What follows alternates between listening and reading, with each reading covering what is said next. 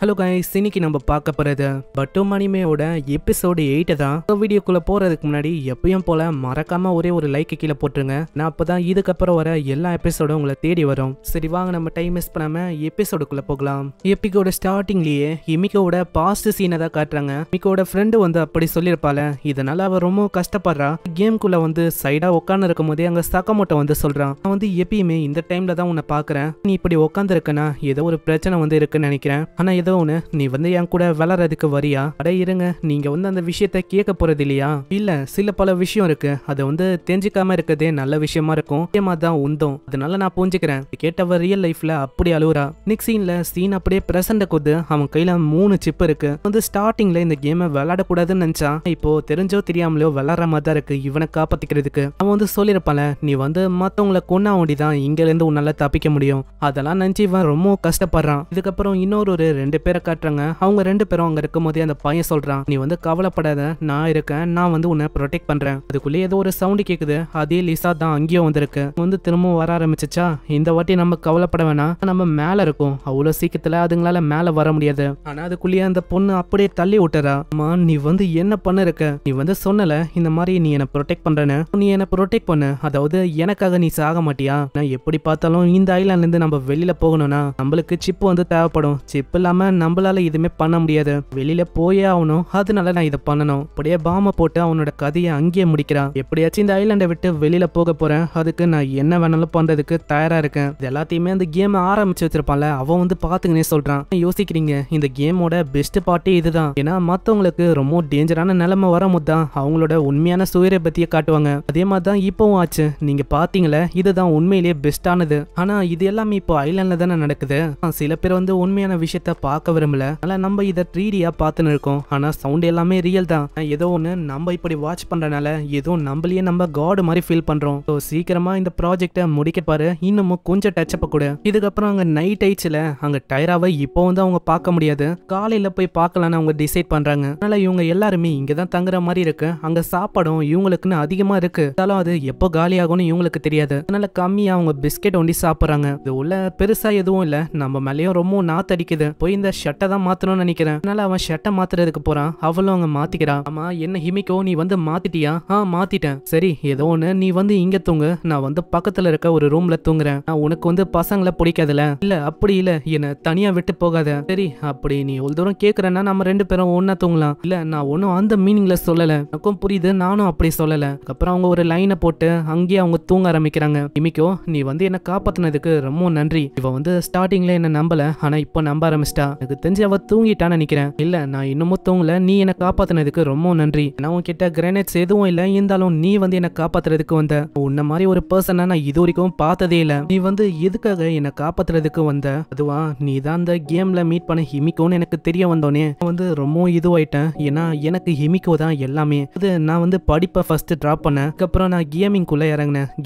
கேமிங்கு அதுலயே தான் நான் இந்த கேம்ல தான் ஃப்ரெண்ட்ஸும் கிடைச்சாங்க. இந்த கேம்ல இருக்கவங்க தான் எனக்கு எல்லாமே. அதே மாதிரி தான் நான் ஹிமிக்கோவை சந்திச்சேன். அதுக்கப்புறம் என்னோட வாழ்க்கையை ரொம்ப சந்தோஷமா மாற ஆரம்பிச்சது. அதனால தான் நான் வந்து ஹிமிக்கோன்னு கேட்டோன்னே எதுவுமே யோசிக்காம உன்னை தேடி நான் வந்தேன். ஆனா என்ன மன்னிச்சிரு, அதுக்கப்புறம் தான் எனக்கு தெரிஞ்சது நீ உண்மையிலேயே ஹிமிக்கோ இல்லைன்னு. ஏதோ ஒன்று, அவ தூங்கிட்டான்னு நினைக்கிறேன். சரி, நானும் தூங்குறேன். இந்த சைடு இந்த விஷயத்தெல்லாம் யோசிச்சு அவ ரொம்ப கஷ்டப்படுறா. வந்து யோசிச்சு பார்க்கல, நான் வந்து எல்லாமே மூஞ்சு போயிடுச்சுன்னு யோசிக்கும் போது நீ வந்த, ஏதோ இது ஒரு மூவி மாதிரி எனக்கு ஃபீல் ஆச்சு. ஒரு ஹீரோ மாதிரி வந்து காப்பாத்தின. எனக்கு நல்லாவே தெரியும் நீ தான் அந்த சக்கமோட்டோன்னு. எப்பயும் நான் டிசைட் பண்ண இந்த மாதிரி மென்ஸை நம்ப கூடாதுன்னு. அதனால நான் வந்து இப்போ என்ன பண்ண போறேன் எனக்கு ஒண்ணுமே புரியல. அப்புறம் அப்படியே அவ தூங்குறா. அவளுக்கு ஒரு கனவு வருது. அந்த கனவுல இவங்க 2 பேருக்கும் மேரேஜ் எல்லாம் ஆகுற மாதிரி இருக்கு. கனவுல சக்கமோட்டோ எல்லாம் தெரியுறான். திடீர்னு அங்க ஒரு லைட் அடிக்க அப்படியே எழுந்து பாக்குறா. ஏதோ ஒரு கோரமான உருவம் அப்படியே தெரியுது. பார்த்தவ பயந்து போய் கத்துறா. அங்க சக்கமோட்டோக்கு எதுவுமே புரியல. ஆமா, என்ன ஆச்சு? அதுவா, நான் வந்து ஏதோ ஒரு கோரமான உருவத்தை பார்த்தேன். என்னையே பார்த்து நினைச்சு என் மூஞ்சில லைட்டையும் வந்தது. அது வந்து கண்டிப்பா ஒரு பையன் தான். நான் வந்து யாரையோ ஒருத்தங்கள பார்த்தேன். அங்க சக்கமோட்டோ அவனோட ரேடாரை பயன்படுத்தி பார்க்கறான். ஆனா யாருமே அங்க டிடெக்டே ஆகல.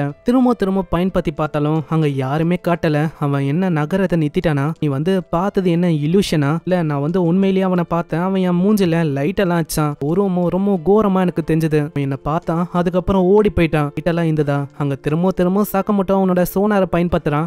கடைசி வரைக்கும் அங்க யாருமே இருக்கிற மாதிரியே தெரியல. நான் எவ்வளவு பயன்படுத்தி பார்த்துட்டேன். அப்படி அவன் ஓடுற மாதிரி இருந்தா கண்டிப்பா இப்போதைக்கு தெரிஞ்சிருக்கணும். ஆனா இப்போ தெரியல. இமிக்கோ, நம்மளுக்கு இப்ப வேற வழி இல்ல, நான் வந்து மேல போய் தேடுறேன், நீ கீழே தேடு. நான் இரு, இந்த இடம் வந்து ரொம்ப டார்க்கா இருக்கு, என்னால எப்படி தேட முடியும்? நான் இப்ப நம்மளுக்கு வேற வழி இல்ல. அப்புறம் தான் சக்கமோட்டோ சைடுல பாக்குறான், சைடுல ஒரு லைட் எரியுது. இந்த இடத்துக்கு சக்கமோட்டோ போறேன்னு சொல்ல இவ ரொம்ப பயந்து போறான். இல்ல இல்ல, நீ வந்து இங்கே இரு, நான் வந்து கூடிய சீக்கிரத்துல போயிட்டு வரேன். இப்படி ஏதாச்சும் பிரச்சனையா 2 வாட்டி சிக்னல் கொடு. அப்புறம் அந்த இடத்துக்கு போய் பாக்குறான், அந்த இடமே அப்படி யாரோ ஒருத்தங்க வாழ்ந்த மாதிரி இருக்கு. கண்டிப்பா இந்த இடத்துல யாரோ ஒருத்தங்க ரொம்ப நாளைக்கு வாழ்ந்திருக்காங்கன்னு நினைக்கிறேன். லைட் இங்க ஆன்ல இருக்கு. அப்போனா இது ஒரு பூபி ட்ராப்பா?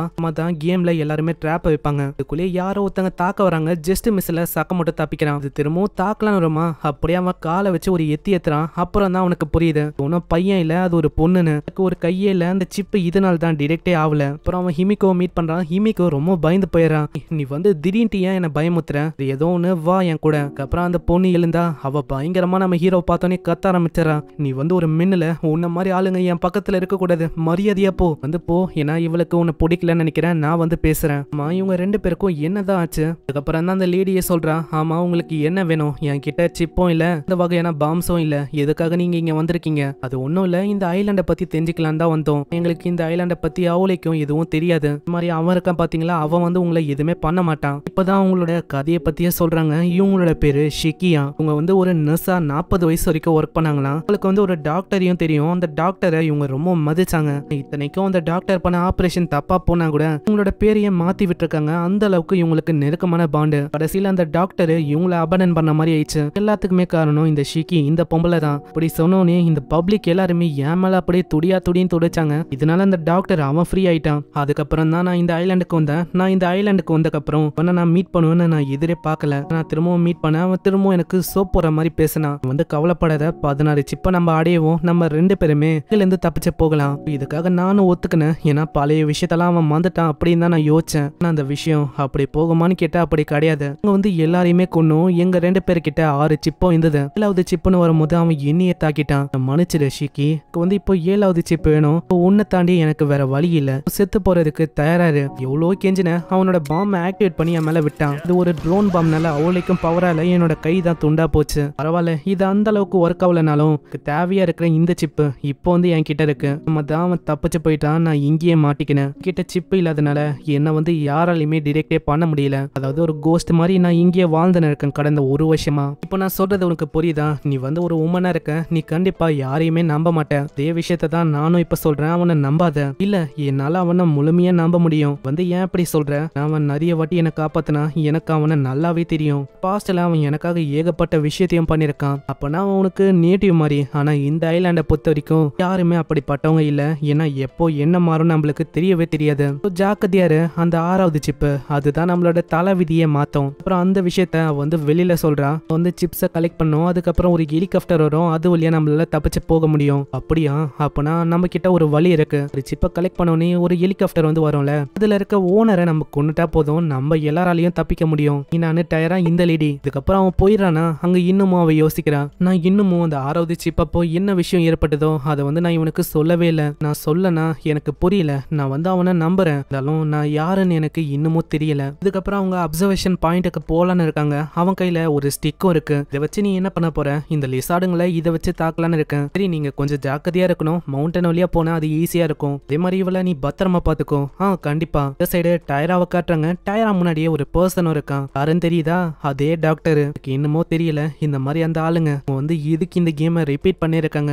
திரும்பவும் என்னை இங்க அனுப்பிட்டாங்க. இப்படி இவன் சொல்றதோட இங்கேயே இந்த எபிசோட முடியுது. இவன் வேற இங்க வந்துட்டான். இதுக்கப்புறம் என்ன பிரச்சனை ஆரம்பிக்க போதும்? நான் ஆல்ரெடி அந்த லேடி சொன்னபடி பார்த்தா ரொம்ப கொடூரமான ஆளு. நம்ம ஹீரோ கிட்ட வேற ஒரு 3 சிப்பு, இங்க ஒரு 2 சிப்பு டயரா கிட்ட இருக்கு. அதனால என்ன பிரச்சனை வரப்போகுது அதெல்லாம் நம்ம நெக்ஸ்ட் எபிசோட்ல பார்க்கலாம். வீடியோக்கு ஒரே ஒரு லைக் குத்துருங்க. ஏன்னா அப்பதான் நிறைய பேருக்கு ரெக்கமெண்ட் ஆகும். நான் உங்களை நெக்ஸ்ட் எபிசோட்ல சந்திக்கிறேன். தேங்க்யூ ஃபார் வாட்சிங். சைனரா.